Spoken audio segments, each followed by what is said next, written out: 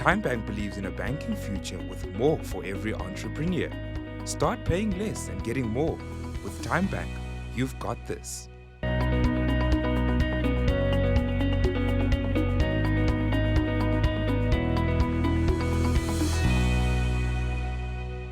Welcome to Small Business Evolution. I am Nontobeko Gumede. Now, the use of artificial intelligence has swept the globe, and South Africa is slowly advancing in these breakthroughs. Today, we are joined by Thapelo Ntite, CEO of Botlali AI, a platform that uses AI technology to help customers engage and transact in languages they understand and trust through conversational AI.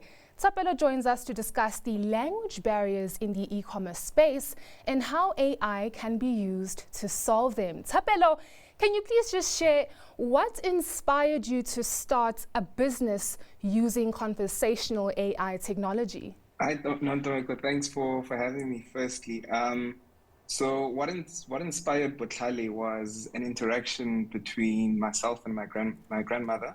So ke Motswana, le nna ke Motswana, and she was asking me to load prepaid airtime on her phone. So, that interaction was quite fascinating because she knew exactly what she wanted to do and she could articulate it Tswana. And the only thing stopping her from doing it was the language barrier, on the voucher, but also on her phone. And then after that experience, I met up with Lisani and Sange, my co-founders, and we just spoke about it, and we realized that there are technologies and tools being used around the world to help people engage with technology in natural spoken language. What goes into building such? Yeah, so there's a lot that goes into building machine learning models or AI models. So the first thing is data. You need a lot of data to train these models. So essentially what you're doing is you're showing the models examples of whatever task you want the model to perform. Let's say you want to teach it how to identify the difference between a cat and a dog. So you would show it a lot of images of dogs and a lot of images of cats tagged with the appropriate label. And then after training the model, you can then show it a picture it hasn't seen, and then it would predict whether or not the picture you're showing it is a cat or a dog. So that's like the biggest part of it. But without going into too much detail, there's a lot that also goes into the data preparation. Of course, the and nitty-gritties, yes. Yeah, exactly. Thapelo, it sounds like it's a tool that could be very beneficial for a lot of small business owners, but how can they make use of it in order to improve overall customer experience?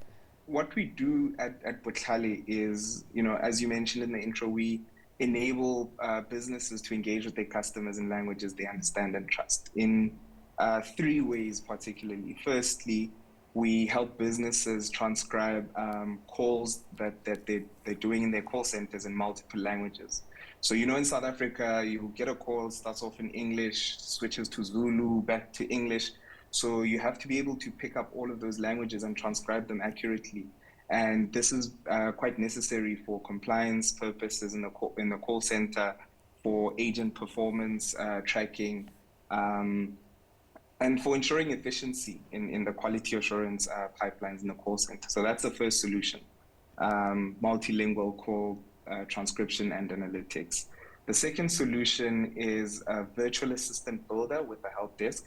So this platform essentially allows organizations or innovators to build self-service series for their organization, if I can put it that way, without writing code. And these virtual assistants will understand both text and speech, and they will work or operate in a multilingual environment.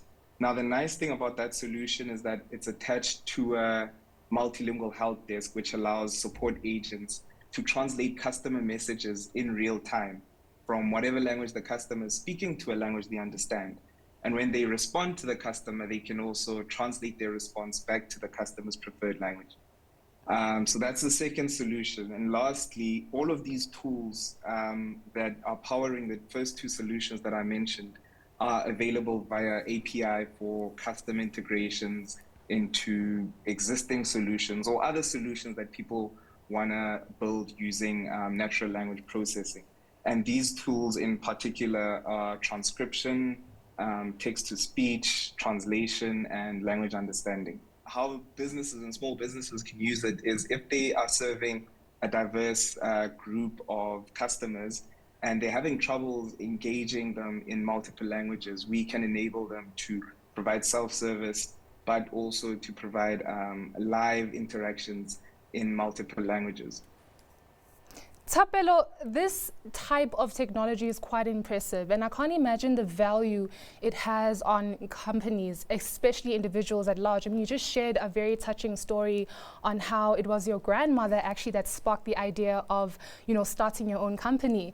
But securing funding must have been quite tricky. So how were you able to raise funds in order for this business to actually flourish? Fundraising was very challenging, and especially because we are a deep tech company or startup, and the South African venture space is still very young. The solution we have is not a solution you can spin up in 30 days, unfortunately, and put it in front of a customer. Yes. There's a lot of resources and data and infrastructure, high performance computing that's needed to develop these solutions. So that was the first, challenge that we faced, is getting investors, especially local investors, to understand the dynamics of a deep tech company that's in the early stages. But we managed to secure funding through, an organization that backs such solutions. Just on that perspective, on just the challenges of having to sort of motivate investors in seeing the value, would it also be because of the reluctance of, maybe there's a fear that human intelligence has somehow grown to a point where it would replace a lot of jobs, physical jobs, in a way? So I wouldn't say that that's what was causing the reluctance. I think the reluctance was, we're disrupting a lot of things, right? We haven't really had customer support in South Africa properly automated through technology and multiple languages. So it's very difficult for people to imagine a reality where someone can participate in the formal digital economy in their own language. So that was the main barrier.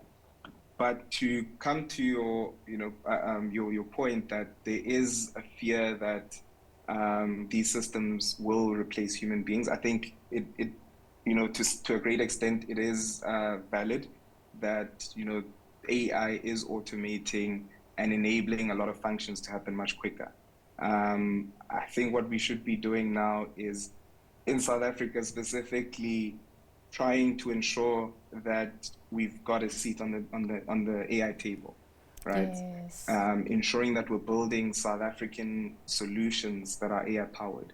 And not only that, but also contextually relevant, right? Not all solutions that are coming from wherever in the world will be contextually relevant for us.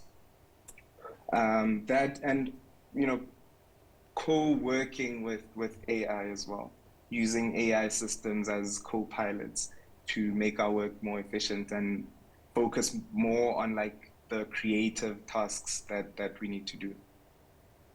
Thank you very much, Thapelo, and I'm quite excited to see how else conversational AI is going to be improving as time goes by.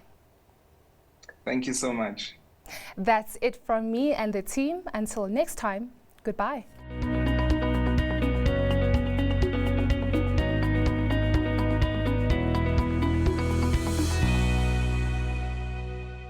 TimeBank believes in a banking future with more for every entrepreneur. Start paying less and getting more. With TimeBank, you've got this.